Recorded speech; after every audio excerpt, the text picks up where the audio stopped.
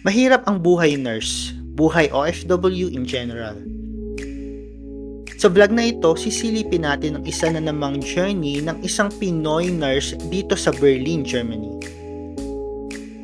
Paano nga ba hinarap ng kaibigan kong si Marlon ang mga struggles sa makapunta lang dito kahit malayo sa kanyang pamilya? Mula sa playlist natin na Random Kwento, ako si Eko at ito ang kwento ko. Hi guys, it's me Marlon. I'm from La Union and I've been here in Deutschland since September 2020. I work here as intensive Pflege 1 zu 1 and I came here in Deutschland to fulfill my dreams and my goals. Okay. Hi guys! Magay ka na. Hindi yung kailangan. Okay. Hi guys! Yan. Nandito ako ngayon with Marlon naman. Actually, kanina nakasama na natin si Clau. Yan si Marlon. Tapos lang namin kumain. Interviewin natin si Marlon about yung experiences niya dito sa Germany bilang isang Nurse na nagtatrabaho sa intensive Pflege 1 zu 1. Lon, kasi sa atin, sa mga viewers natin, usually ang talagang tanong nila is, worth it ba talaga na magtrabaho dito sa Germany? For me, kasi marami naman na akong naging experience. I work also in Saudi Arabia. So, mako-compare ko siya na worth it na mag-work dito sa Germany. Kasi maraming benefits. Hindi kagaya ng, for example, Saudi Arabia. For me lang. Paano yung tapos lagi ba din ang tinatanong, nga rin, yung nag-umpisa pa lang sila mag-aral, any tips ba na pwede mong ibigay sa kanila about yung mga paano mag-aral ng German, yung paano mag-focus, any tips sa mga natin, viewers natin? Guys, ito lang yung tips ko sa inyo. Kung gusto nyo pumunta dito ng Deutschland, siguraduhin yung gusto nyo talagang pumunta. Kasi once na meron kayong agam-agam, hindi nyo yung language hindi nyo ma-enjoy or hindi nyo ma-learn ng ang hirap naman ng language. Hindi ganoon. Dapat happy kayo or comfortable kayo na mag-aaral kayo ng Deutsch language. Ikaw ba, isa experience mo, buo ba talaga yung loob mo nung una pa man na pumunta dito? Or meron ka din agam mo? Ako kasi ang Deutschland is my dream. Talaga? When I was in Saudi Arabia, I learned A1 and A2. Okay. Oo. So parang hindi siya natuloy kasi my sister was operated. Or So parang noon pa man, may effort, may conscious effort ka na na pumunta dito, mag-ano ka na ng... Okay. Yes. So hindi natuloy doon sa Saudi. Kinontinue ko sa Philippines. Bakit? Nung nasa Saudi ka, parang bakit, Germany yung... Doon yung iba kasi, excuse me, parang, yung iba kasi, yung ibang colleagues natin, gusto sa mga English... Canada, English-speaking countries. Ang totoo niyan, yung ate ko, she was in Canada. She told me na mag-apply ng Canada. Yun yung naging ko din. Pero sabi ko kasi, gusto kong yung sarili ko, yung hanapin ko. Hindi yung, sa sinabi nila na, dapat dito ka. Hindi, kung saan ka masaya, kung saan ka komportable. Yun yung ko. Kasi marami din akong relatives sa Canada.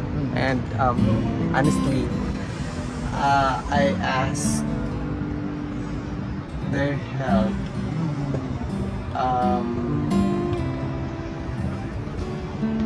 But usually may mga ganun talaga may mga ganun sitwasyon guys na parang kailangan mo nating pinipili natin na mas mag-effort ng sarili natin kasi worth it naman in the end, diba? yes.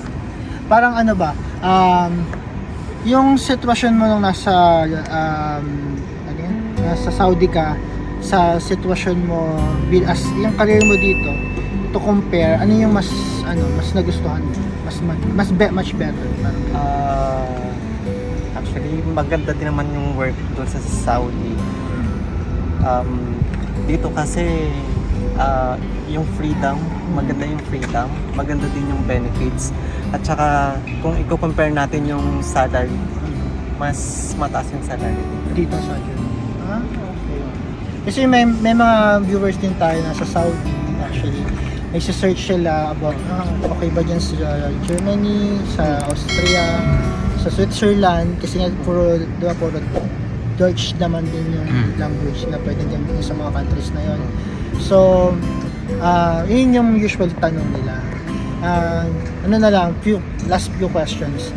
So, kung nag-uumpisa pa lang ako bilang nurse or nag-review pa lang ako sa Pilipinas at pinapili ako kung anong area yung pinaka-best na applyan or puntahan dito sa Germany. Bilang ikaw madami ka na experience na napuntahan na iba't ibang lugar dito, ano yung sa tingin mo yung best na area na pwedeng applyan ng mga starting nurses na nasa Pilipinas pa lang? Area like for For example, station. kunwari, sa mga, sa dialysis ba yan? Sa operating room? okay. Or sa OPD? Kasi sa inaplayan ko is they ask us kung saan kami mas nag-excel or kung ano yung experience namin.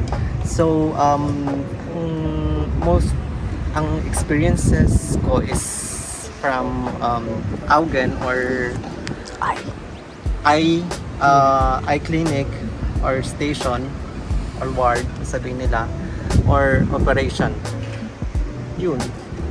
Kung saan kayo nag-excel or yung experiences nyo, Tsaka interest. yung interest nyo, doon kayo. Huwag yung ay, gusto ko nang itry ito. Siguro sabihin nyo na pag andito na kayo, kung gusto nyo itry yung bagong station, ang suggest ko sa inyo, doon muna kayo sa kung saan kayo nag-excel or yung experiences.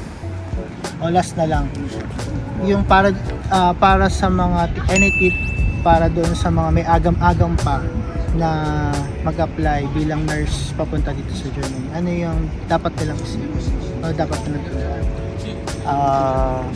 Yung dreams nyo, kasi yun yung number one na nag-pursige sa akin para mag-strive na pumunta dito.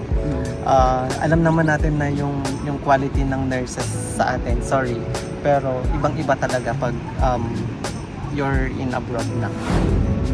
And then, last na lang, pinaka-last, what makes you stay na trabaho dito sa Germany? Pag sinabi mo kasing Germany, parang sabi, wow, it's Germany. Pag sinearch mo kung sabihin natin top countries, pasok ang Germany. Sakat anong bagay? Correct. Marami din ang mga disadvantages and advantages na nandito ka sa Germany. Pero inisip ko kasi yung advantages, hindi ko na siya inisip kung ano yung, mas maganda doon. Pero kasi dito, ang daming benefits. For example, pwede ka namang makuha yung family mo agad-agad. Or pwede ka maging citizen dito. Yun. And yung salary and health benefits mo is maganda naman. So worth it talaga magtrabaho at mag-stay sa Germany.